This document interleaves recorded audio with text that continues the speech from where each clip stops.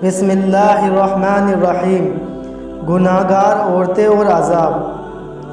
پیارے دوستو، عورتوں کے جہنم میں کثرت سے داخل ہونے کی وجہ ایک حدیث میں آئی ہے کہ حضرت ابو سعید رضی اللہ تعالی عنہ فرماتے ہیں کہ حضور صلی اللہ علیہ وسلم عید کے دن عیدگاہ تشریف لے گئے۔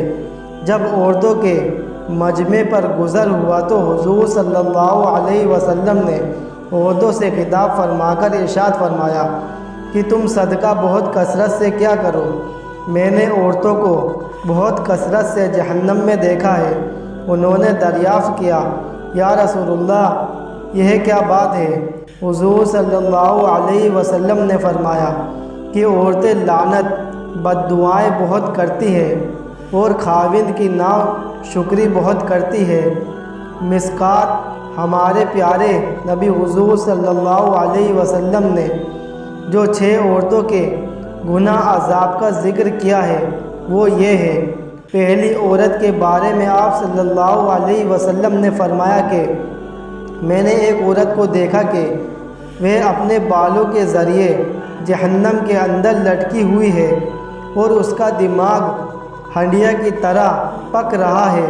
پھر نبی کریم صلی اللہ علیہ وسلم نے ارشاد فرمایا کہ جس عورت کو میں نے سر کے بالوں کے ذریعے جہنم میں لٹکا دیکھا اور جس کا دماغ ہنڈیا کی طرح پک رہا تھا، اس کو یہ عذاب گھر سے باہر ننگے سر جانے کی وجہ سے ہو رہا تھا۔ وہ عورت نامحرم مردوں سے اپنے سر کے بال نہیں چھپاتی تھی۔ آج کل عورتوں کا بے پردہ باہر نکلنا عام ہے، اس کو گناہ سمجھتی ہی نہیں، حالانکہ شریعت نے صرف چہرے اور دونوں ہاتھ کی ہتھیلیاں اور دونوں پیروں کے سوا مکمل سطح چھپانے کا حکم دیا ہے۔ چچا جات، پھوپھی جات، بھائیوں یا بہنوں سے یا دیور کو تو نامحرم سمجھتے ہی نہیں اور ایسے ملتے رہتے ہیں جیسے محرم ہے۔ اللہ اس سے ہماری خواتین کی حفاظت فرمائے، آمین۔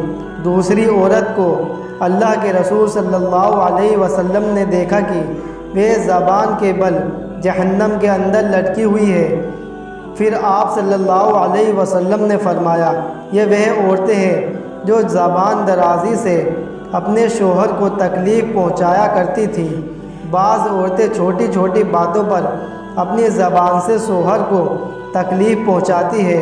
روایتوں میں ہے کہ جس عورت کا شوہر اس سے راضی نہیں ہے تو وہ گناہگار ہوگی۔ بات بات میں لڑنا اور شوہر سے بدتمیزی کرنا جیسے ان کی عادت ہو۔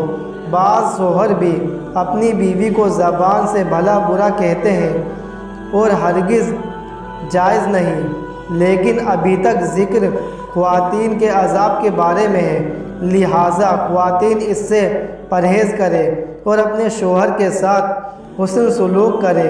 تیسری عورت کو حضور صلی اللہ علیہ وسلم نے دیکھا کہ وہ اپنی چھاتیوں کے بل جہنم میں لٹکی ہوئی ہے اور آپ صلی اللہ علیہ وسلم نے فرمایا کہ یہ وہ عورتیں ہیں جو شادی شدہ ہونے کے باوجود دوسرے مردوں سے ناجائز تعلقات رکھتی تھی۔ آپ صلی اللہ علیہ وسلم کا ارشاد ہے، حیا ایمان کی ایک شاخ ہے۔ ناجائز رشتے کی شروعات بے حیائی سے ہوتی ہے۔ ایک حیا والی خاتون جس کے اندر حیا اور اللہ کا ڈر ہو، وہ کبھی ایسا گھنونا کام نہیں کرے گی۔ بے پردگی اور ٹیلی ویژن بھی اس کی ایک اہم وجہ ہے۔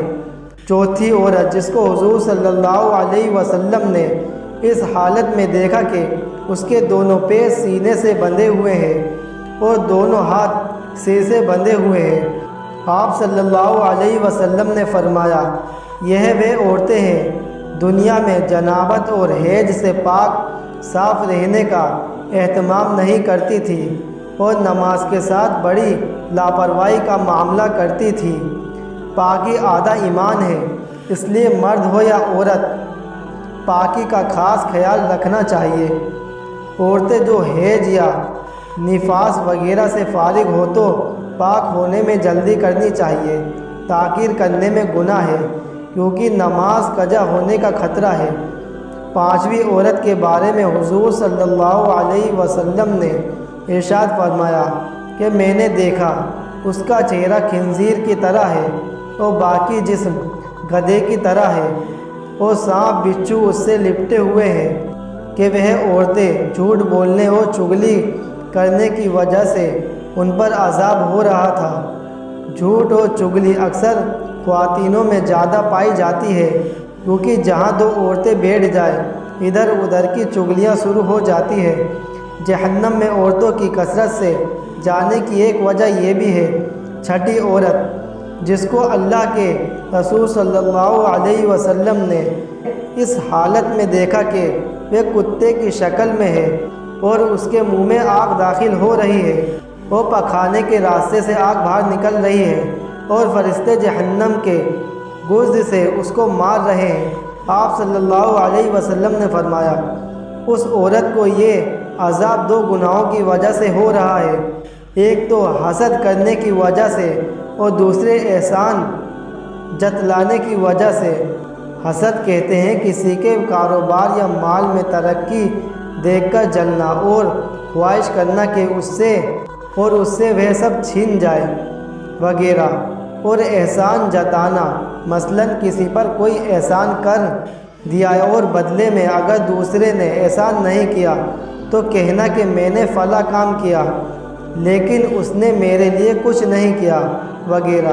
سارے گناہوں سے بچنا زیادہ مشکل نہیں ہے، اس سے ہر خواتین آسانی سے بچ سکتی ہے، لہٰذا یہ عزم کرے کبھی بھی یہ سارے گناہ نہیں کرے گی، اور اگر بھول سے ہو گئی ہو یا تو اللہ سے معافی و استغفار ضرور کر لے۔ اللہ رب العزت سے دعا ہے کہ تمام خواتین کو اس گناہوں سے بچنے کی توفیق عطا فرمائے، آمین۔ دوستو اگر ویڈیو اچھی لگی ہو تو ویڈیو کو لائک کیجیے، ہمارے چینل کو سبسکرائب کیجیے۔ ملتے ہیں اگلی ویڈیو میں، السلام علیکم۔